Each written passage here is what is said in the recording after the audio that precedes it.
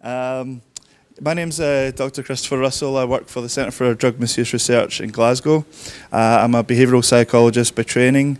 My research focus is in the psychosocial factors and product features that drive behaviour change with respect to use of tobacco and nicotine products. So understanding why people initiate use of a product, escalate, cessation, abstinence, relapse, dual use, product switching. So understanding the factors that drive those changes. So according to the WHO's Global Info database, it's estimated that if all of the multi-pronged tobacco control programs in the world were implemented fully and immediately in 2010, run through to 2030, then the global smoking prevalence would reduce from around 794 million smokers down to 523 million smokers. So the question for everyone at this conference and public health across the world is, what do we do with the 523 million smokers who aren't deterred by tobacco control measures and they don't respond to professional assistance or peer encouragement to quit smoking?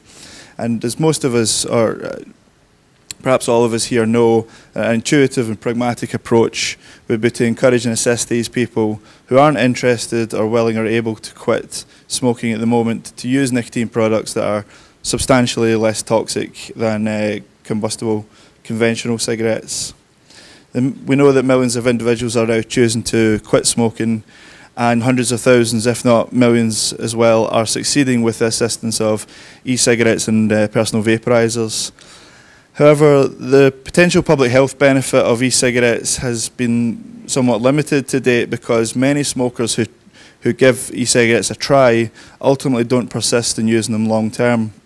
Instead, too many smokers are using e-cigarettes only experimentally for 1, 2, 3 days, thinking it's not for them and ultimately going back to cigarette smoking. But ultimately, the success of e-cigarettes as a harm reduction tool depends on our ability, advocates, public health, in converting e-cigarette experimenters into regular users. Unfortunately, minds are largely made up about e-cigarettes, and in the majority of people, by no means everyone, but in the majority of people, minds are largely made up about whether e-cigarettes are for you within the first few days of use. So it's clear that current smokers' perceptions and experiences of using e-cigarettes for the first time are important determinants of the likelihood that they will either persist with e-cigarettes in the long term in place of or in addition to cigarettes, or whether they will just go back to smoking conventional cigarettes. So I'm going to describe a research study we conducted in Glasgow before Christmas last year. The question, what are the perceptions and experiences of using e-cigarettes in the first week of use that are important for rationalising decisions to either continue using an e-cigarette or to desist and resume smoking? And in turn, the questions extending from that, what more can be done and by whom to persuade more smokers to give e-cigarettes a try as an aid to smoking cessation and to keep these individuals using e-cigarettes beyond an experimental period, and most importantly to continue using the e-cigarette as a means to gradually reduce their daily smoking. So we recruited 37 current daily smokers with a median age of 27 years. They were all smoking at least 10 cigarettes per day for at least 1 year. Importantly, none of them had ever tried an e-cigarette, not even a puff. And they weren't even particularly interested in quitting smoking, they were just curious about e-cigarettes. So it's an interesting sample in that never had a puff of an e-cigarette, so this is their legitimately first experience encounter with an e-cigarette. The structure of our study was we invited people into our centre in Glasgow. They completed a baseline questionnaire about their perceptions, knowledge and beliefs about e-cigarettes. We gave them a Ciga-like product and cartridges. They went away for a week and they came back a week later and completed a second questionnaire about any changes in their perceptions and their experiences of using the e-cigarette for that week. And we constructed our questionnaires to yield data that would support a hypothetical modified risk tobacco product application.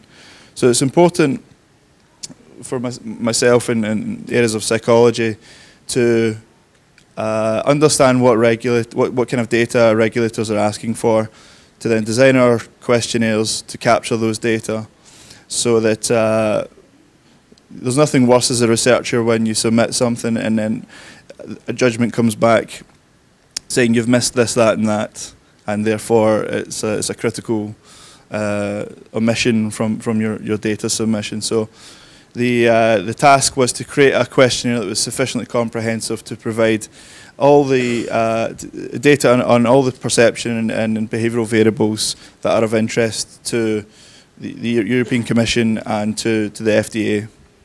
So our questionnaires included questions on reasons for initiation of smoking, use and context of use of both cigarettes and e-cigarettes, risk perceptions, benefit perceptions, subjective effects of using cigarettes and e-cigarettes, and adverse events, abuse liability, perceptions of attractiveness, likelihood of continued use, and reasons for continued or discontinued use. So we're fairly confident that when we submit data to a regulator on all of those variables, we feel we've covered most, if not all, of what we've been asked to collect from people who are just starting to use e-cigarettes. Now, we collected a lot of data on why people started smoking, motives for current smoking, motives for being interested in quitting, reasons for the last relapse after a quit attempt, but unfortunately I don't have time to talk about all that, and I think everyone's more interested in the e-cigarette data. So we asked people, why are you interested in trying an e-cigarette now, just to get a feel for their, perhaps what's held them back up until this point. And the three sort of main influences are endorsed: cost of cigarettes, concerns about health and harm, and the fifth and sixth ones are just curiosity, just an intrigue about what e-cigarettes are like. And I should have said right at the beginning that there's a lot of data on these slides coming up. I noticed there's some people taking pictures. That's great. But if anyone wants these slides afterwards, just let me know, and I'll email them to you, and you can read through them and at your leisure. Leisure's maybe not the right word. Again, what's your reasons for being interested in trying an e-cigarette now? The inverse of that, or what stopped you using an e-cigarette up until this point? The main concern that people have is probably not a great surprise to many people, is that they just don't think they'd give them what cigarettes give them, and secondarily don't know enough about the risks of using. But with regard to what they're actually worried about in using an e-cigarette, we say, what is it if you started using an e-cigarette, what would you be worried about? And there's a lot of hypotheticals like leakages, failing to recharge, electric shocks and so on. But really the only thing that people were even mildly concerned about was that it just won't work when they need it. The battery may die. We had several open-ended questions in the surveys, asking just generally what they knew, what they thought they knew about e-cigarettes, and there were three main themes that emerged, and this is probably the big thing that needs to be broken down in order to persuade more people to give e-cigarettes a try. First one, there was several testimonies saying they worried about explosions. They've heard in the media that e-cigarettes explode. For example, this middle comment: I've heard of some accidents, deadly often from an explosion. Whatever media report that was, I haven't read it. Occurred to explosion of an e-cigarette. Cigarettes may cause death and health issues too, but in the long run, as opposed to e-cigarettes, which will kill you instantly.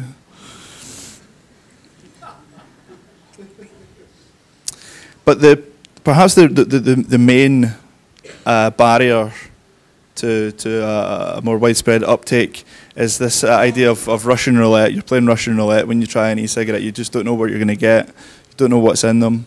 And something that emerged, and I thought was really interesting, I wasn't really expecting it, was this idea that people who are smokers who don't use e-cigarettes have this impression that the nicotine in an e-cigarette is synthetic nicotine, that it doesn't come from the tobacco plant, that it's manufactured in a factory somewhere, and therefore it's all very unnatural. So the reasoning of some people, the top person says, seems very chemical and unnatural. Why would electronic smoke, which is an interesting phrase, why would electronic smoke be any healthier than smoke of a tobacco plant that's grown naturally? Although fair enough, it's been sprayed with many chemicals. This middle guy sort of sums up. This to me is an average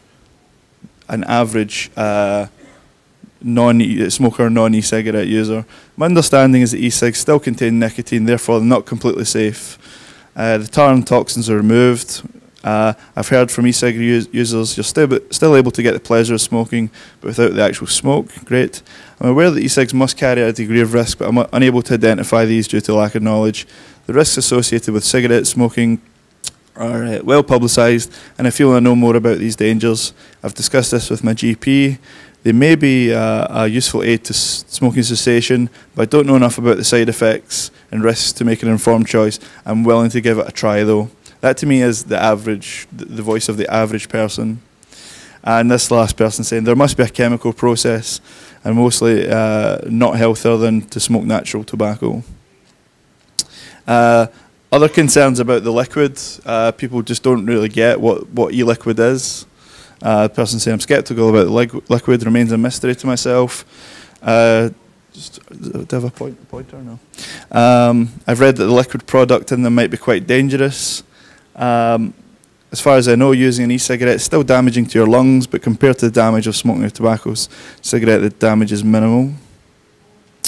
And sort of related to this this level of unknown risks comes concern that there's a lack of clarity from trusted health bodies, an official declaration from trusted health bodies as to the riskiness or the safety of e-cigarettes. It's essentially the ambiguity and the silence from trusted health bodies that's just turning people away.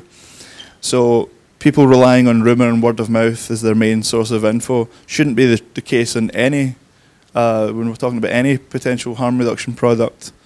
So the testimony was very much of very little leadership from health services to inform them of the risks.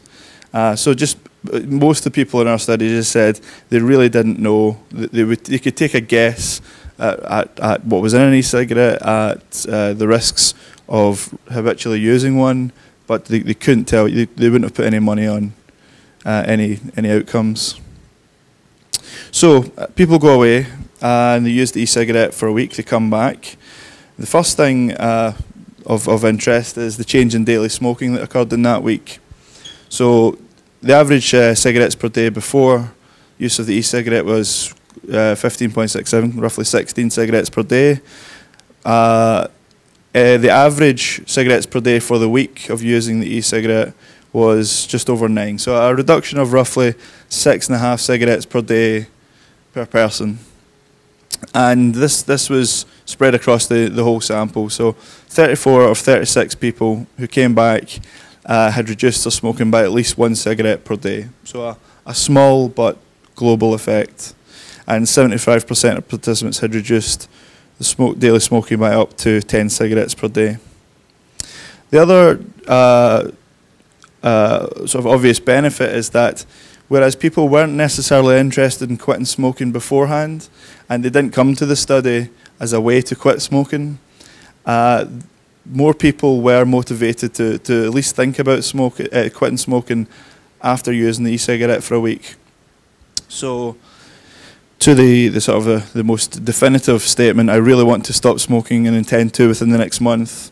Before use of the e-cigarette was 6%, rising to 14%. To the option, I want to stop smoking and hope to soon. rising from 17 to 30%. So more people showing an interest in quitting smoking after using the e-cigarette. Sorry.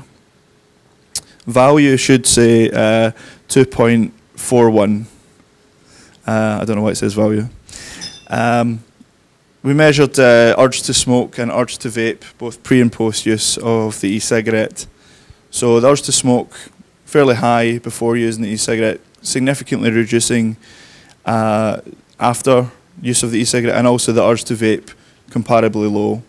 So from an abuse liability perspective, it appears that the e-cigarette didn't induce an urge to smoke that was comparable to combustible cigarettes.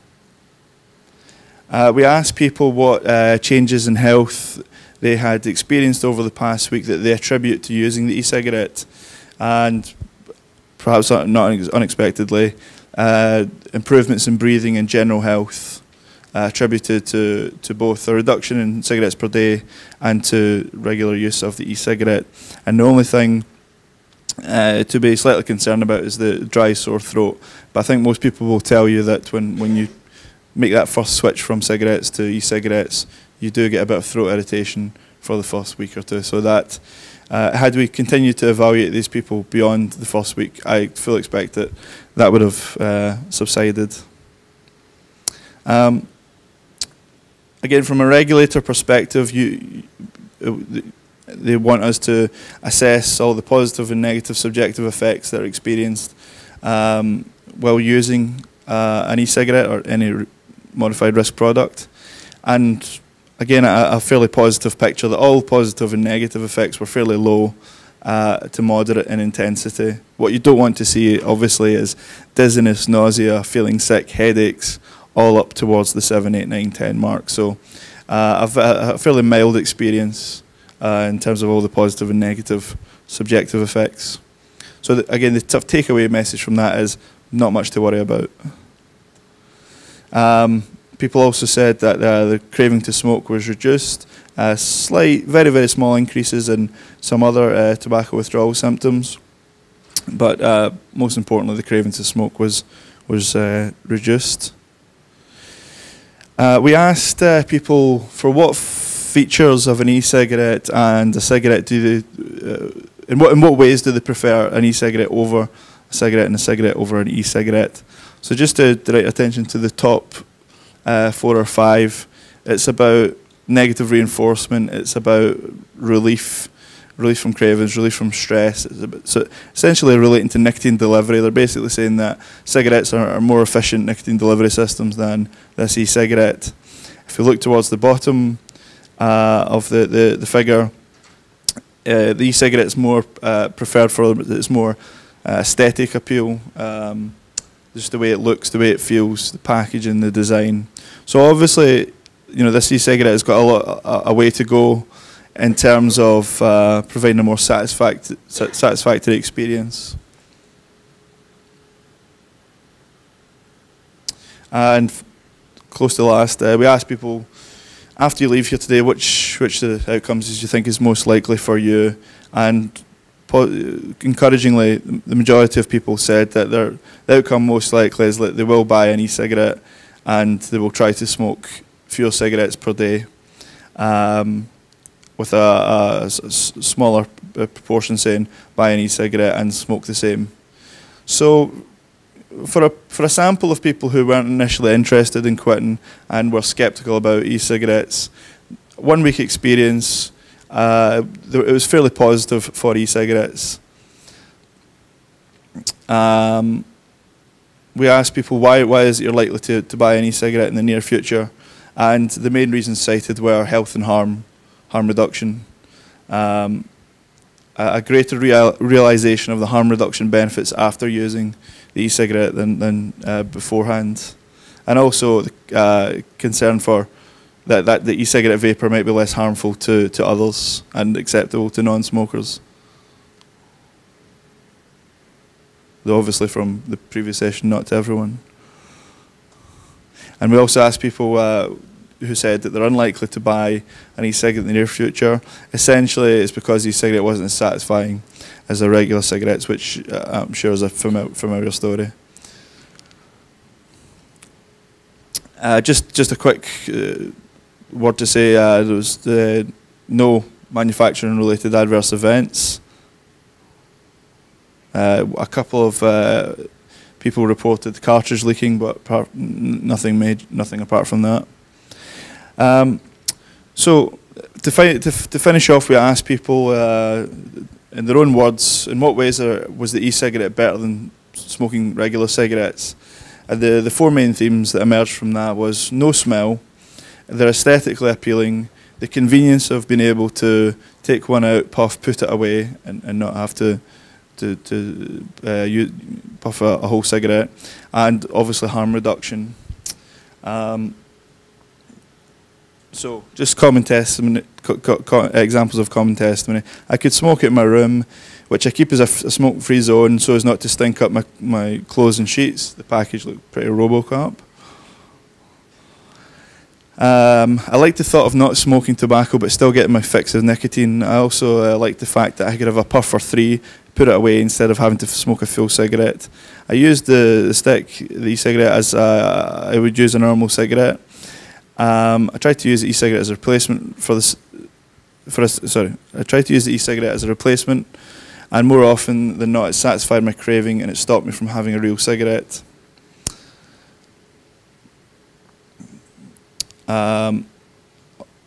Conversely, in what ways were cigarettes better than the e-cigarette? So some concerns about the bad or weak taste, and they had a tobacco-flavoured liquid, which by most reports wasn't very nice at all. Low satisfaction, low craving relief, and most problematically the continuation of the unknown harms. Let me just find a good example for you. Okay, so to the low satisfaction, at the beginning I tried to use e-cigarette as much as possible, but felt that it never quite took away the urge for a cigarette. Towards the end of the week, I felt the e-cigarette wasn't having much effect on my urge to smoke, and I often had a sore throat. And then we just had a box at the end of the questionnaire where people could talk about whatever they wanted to talk about, anything else they thought we should know about their experience. And the main thing, well, two of the main things that they talked about was the importance of flavours to them, that they really didn't like the tobacco flavour that we gave them, but they saw that the potential cessation benefits were so great that just having a bad experience with a flavour they didn't like wasn't enough to make them go back to smoking cigarettes. Most of them came to the realisation that because there is a range of flavours out there and available, it's just a case of finding the right flavour. There's no need to go back to cigarettes. This is something that can help them quit smoking. It's just a case of finding the right device, the right flavour, the right nicotine strength, and when you get that, there'll be no need to go back to cigarettes. So everyone really mentioned, you know, I'll continue to use, I'll try to continue to use, but it'll be in a different flavour. And many people talked about the cessation benefits. I enjoy using the product. Hope it can help me further or totally stop my 20-year smoking addiction. I believe I could successfully cut back and eventually quit smoking cigarettes for good. Maybe the strength could be cranked up a little to stop the urges. More effective than I first expected, and intend to purchase one. So just a summary of these individuals' 1 week experience, for the first week experience of using an e-cigarette, and the harm reduction benefits that flowed from that week. Firstly, their cigarette smoking was significantly reduced. Now, whether that continues beyond the first week, we don't know, but the important thing is they showed to themselves in the first week that a reduction could be achieved. The problem with people who experiment and then ultimately go back to cigarettes is that they don't achieve an immediate reduction in smoking. Generally, participants perceived e-cigarettes as much less risky than cigarettes and likely to be very helpful for cessation. Very few adverse health effects reported. They were typically low, moderate in severity. More participants motivated to quit smoking after using the e-cigarette. Very low liability for abuse estimated for this product compared with conventional cigarettes. Manufacturing-related adverse events extremely rare. General interest in e-cigarettes as a category fostered by just the 1 week of use, and the importance of education. Smokers who are curious about trying e-cigarettes are crying out for clarity about the risks, and the ambiguity from trusted bodies is a major barrier to their uptake and persistence of use of e-cigarettes. And more generally, the study has yielded that a massive data that can be used to predict who will continue to use into the future and who will very quickly discontinue use. And finally, the availability of a range of flavours and nicotine strength is vitally important to people who are looking to make the switch. And efforts to regulate these options away from these people will, in these people's own words, drive them back to cigarettes. It will drive them away from a product that they otherwise find to be attractive, convenient to use, effective for smoking cessation, less harmful to others. But if if flavours and nicotine strengths and device design are restricted, these people, in their own words, are saying that they'll just go back to cigarettes. Okay, thank you very much.